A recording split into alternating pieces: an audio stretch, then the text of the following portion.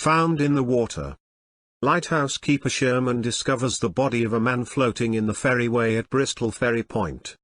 Edward Sherman, keeper of the Bristol Ferry Lighthouse, had a rather unpleasant experience last Friday afternoon. He was out in his boat a short distance from the lighthouse, when he saw a dark object floating in the water, which aroused his curiosity.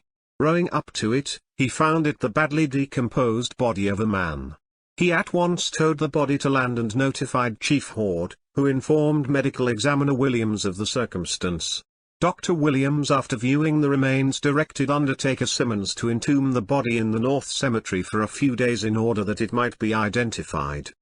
The body was badly decomposed and from appearances had been in the water for some months. It was of a man 40 to 45 years of age, 5 feet 9 inches in height, and of about 150 pounds. And was poorly dressed, in a dark suit and dark overcoat. The scalp was hanging in shreds, on which there was a small quantity of dark hair, and the feet were clad in a pair of heavy brogans with leather straps and buckles. The man's right hand was amputated, evidently when he was quite young, as the stump was diminutive.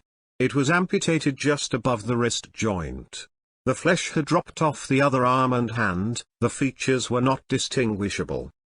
The pockets of the man's clothes were searched and 3 loaded shells of a breech-loading gun and 3 empty ones were found, besides a jackknife and a huge key.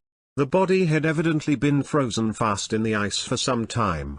Chief Rhode met with a slight accident line unreadable, the water. Mr. Sherman procured a rake, hooked in the dead man's clothing and pulled hard, while the chief steadied the body and kept it from rolling away. The rake slipped and one of the sharp prongs entered Mr. Rhode's cheek just under the right eye, piercing it to the bone, and making a wound from which the blood flowed freely.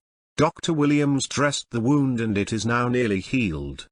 Saturday, Chief Rhode received a telephone message from Fall River, saying that parties from that city expected to visit Bristol Sunday morning for the purpose of identifying the body if possible. The party, however, came Saturday night.